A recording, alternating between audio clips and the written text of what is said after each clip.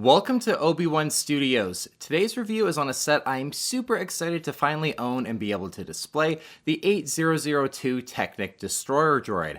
As there is the upcoming 25th anniversary buildable droideka releasing May 1st, I thought this was the perfect time to review the original.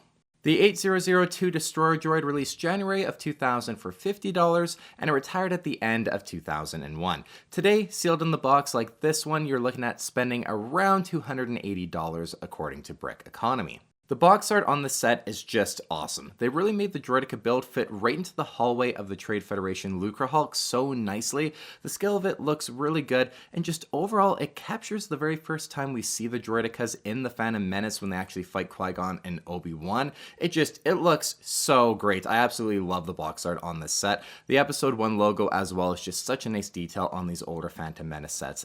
The back of the box shows off a second build being an AAT, which looks interesting to say the least. I don't think anyone is building that over the droideka build today, that's for sure. It also has some nice shots of the very first time we see the Destroyer Droids in the Phantom Menace, as I already mentioned, some actual shots from the movie, along with highlighting the build's ability to roll and deploy. Overall, this is one of, if not my favorite box art for a set that I've reviewed on the channel so far. Alright, time to unseal the set. If you enjoy this review and appreciate me reviewing the original Destroyer Droid ahead of the 25th anniversary one, please give the video a like and subscribe to my YouTube channel, as I will also be doing a comparison on the two once the new one releases.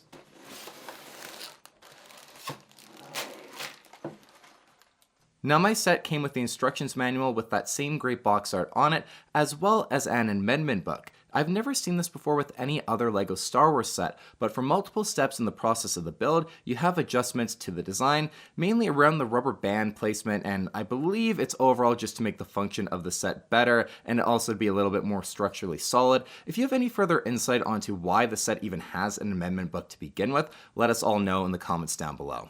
The instructions manual also has the full instructions for the AAT build, but of course we are here for that droideka. Inside the box, there are also some promotional flyers. The coolest part of these is a page promoting the Episode 1 Lego Star Wars Technic sets. Lastly, there are 5 numbered bags that just look really cool with the blue background, the Episode 1 logo, and then the actual section of the droideka build that they are for. They are the coolest bags for any Lego Star Wars set that I've seen in just a very long time. Generally, you don't get anything that looks remotely this cool. There are also a handful of smaller bags for all of the different sized rubber bands for the build, and then 2 loose pipe pieces as well. And here is the completed Technic Destroyer Droid. Unlike the upcoming 25th anniversary buildable Destroyer Droid, this one doesn't have a display pack or a minifig scale droideka to go along with it. These older Technic sets just came with the main build and that was it.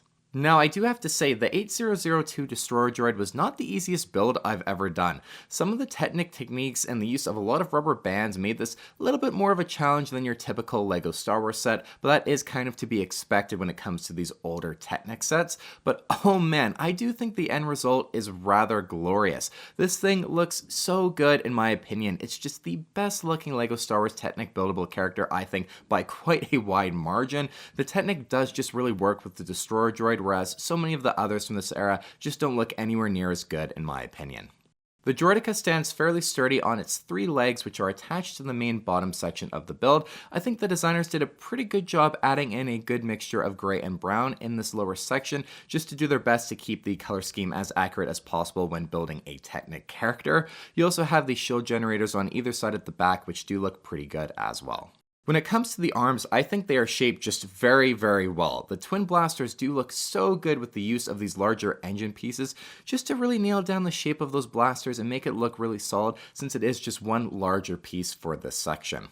The spine of the Destroyer Droid is one of the best looking parts on this set in my opinion. I absolutely love the way it slowly angles into that curved shape. It just looks so good. The head shape of the droideka as well I think looks pretty good, especially for it being in Technic form. That had to be a bit of a difficult section to shape just accurately. We do have the correct 3 sensors as well, although I do just wish there was a way they could have made that primary sensor eye to have that classic kind of bend down to it, but overall the 3 sensors do look really good with those red studs on the end just to complete the head of the droideka.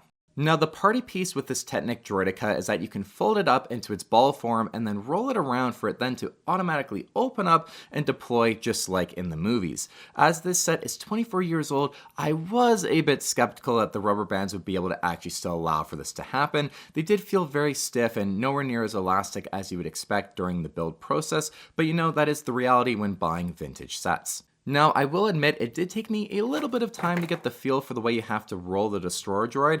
You have to give it a bit of a toss in order for it to have the proper momentum and force to actually trigger the Technic pins, but honestly, when I finally got it to open up and fully work, I was so stoked. This might just be the coolest thing you can do with any Lego Star Wars set, and honestly, in my opinion, it really is. It's just so brilliant. Now, when I was messing around and kind of practicing the rolling and just trying to get footage of it actually opening up, I was having an issue where the right blaster was not opening on every single roll, so I went back and swapped the rubber band that I had in that section for a different one, just from the set that felt like it had a little bit more elasticity in it, and that did seem to solve the problem. So keep that in mind if you do buy this set and want to actually experience the play function for yourself. You may have to experiment and swap around some of the bands if it's not functioning properly, or you could just go out and buy brand new ones as well.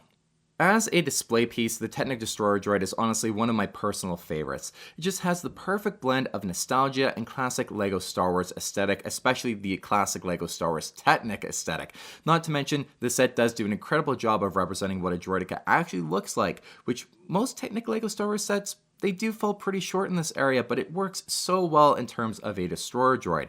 Combine the set looking so good with just the stupidly brilliant rolling function, it's so great. I can't believe they were able to actually make the set look this good and have such an amazing function. This is just hands down a 10 out of 10 set in my opinion, especially for the year 2000. It's absolutely phenomenal, and I don't think it could have been any better with what the designers had actually to work with in the year 2000 as well. So, is this set worth purchasing in 2024? In my opinion, it is an absolute no-brainer if you're a fan of the Phantom Menace or the prequels or the Clone Wars even. Anything really, you know, with the Separatists and the Destroyer Droids, it's a must-have for any prequel and Clone Wars fan in my mind. It's so great, and it's sure to be a piece in your collection that people really do ask about and are drawn to because, like I said, it has that perfect blend of nostalgia and the classic Lego Star Wars look.